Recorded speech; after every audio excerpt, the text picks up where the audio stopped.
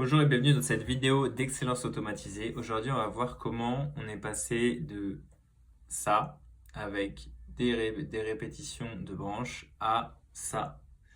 Un processus fluide qui va, dans les deux cas, permettre de traduire en 4 langues, 5 langues, et on peut rajouter autant de langues que l'on veut. Et je vous montre ça tout de suite sur mon écran. Donc voilà, ça c'est la situation initiale. Donc je vous explique un peu ce processus-là. Il paraît très compliqué, mais en fait, chaque ligne est exactement identique. Dans la partie Airtable ici, on va récupérer le contenu d'un article. Chaque ligne va fonctionner de la même manière. On va traduire le titre, le résumé, le contenu et ajouter ça dans une base de données Airtable en créant un nouvel article dans la table de traduction. Et donc j'ai fait ça pour toutes les langues sur lesquelles je travaille. Et ces deux-là, vous voyez qu'ils sont avec un point jaune parce qu'ils ne sont pas connectés, parce que je les ai déconnectés, parce qu'il fallait encore que je travaille dessus. Mais ça fonctionne très bien. Le problème, c'est que si j'ai quelque chose à changer dans un prompt, par exemple, si je change mon prompt pour celui-là, pour le titre, il faut que je change dans 6 fois. Pareil pour à côté. Et si j'ai quelque chose à changer au niveau de l'assistant GPT, ça m'est déjà arrivé, je crois, et bien là, je me tape de changer tous les modules d'intelligence artificielle. Donc, au lieu de faire l'automatisation avec plein de branches, j'ai réussi à la rendre beaucoup plus simple et surtout linéaire. Donc, mon premier module, il fait toujours la même chose. Il va chercher l'article qui a besoin d'être traduit. Le deuxième, c'est un search record qui va permettre d'aller chercher le contenu de l'article en anglais, puisque là il s'agit d'une automatisation pour la mise à jour des traductions, et donc on va comparer la version traduite qui est disponible avec la nouvelle version en anglais. Ce Search Record, lui, il va permettre d'aller chercher les informations de l'assistant GPT correspondant. Donc pour chaque assistant GPT, j'ai fait pour chaque langue, j'ai fait un assistant GPT. Il y a des informations qui sont nécessaires pour pouvoir les réutiliser dans les automatisations, dans les modules d'IA qui suivent. Et celui-là, il va chercher en fonction de la langue les ID correspondants pour qu'on puisse utiliser le bon assistant pour l'article correspondant. Ensuite, on va traduire le titre. Donc là, c'est un peu plus complexe. Je lui ai dit de comparer le titre en anglais avec la nouvelle version dans la langue correspondante.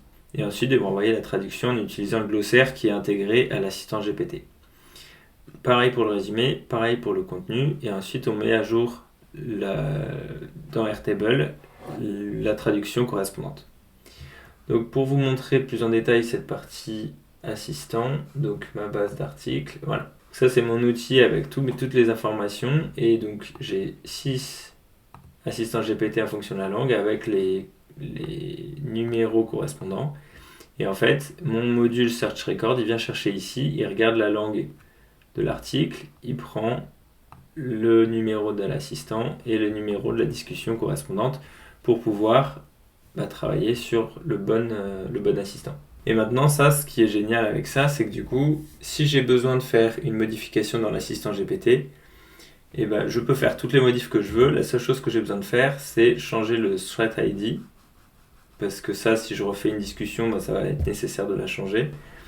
Et puis après, dans l'automatisation, si je veux changer le prompt, je l'ai à faire qu'une seule fois au lieu de 6 ou 8 fois comme on l'a vu précédemment.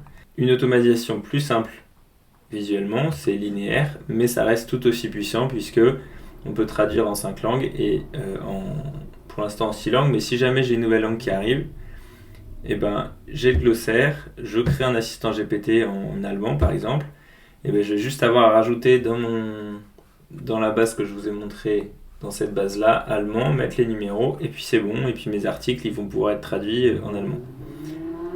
Et ça peut être applicable pour toutes les langues, et c'est beaucoup plus simple que ce que je vous montrais avant, de créer une ligne supplémentaire à chaque fois. Donc si vous voulez simplifier vos process, si vous voulez automatiser vos processus, abonnez-vous pour voir les prochaines vidéos. En premier lien dans la description, vous retrouverez le lien vers ma newsletter, où je vous partage mes réflexions à la fois sur l'automatisation, l'organisation, etc.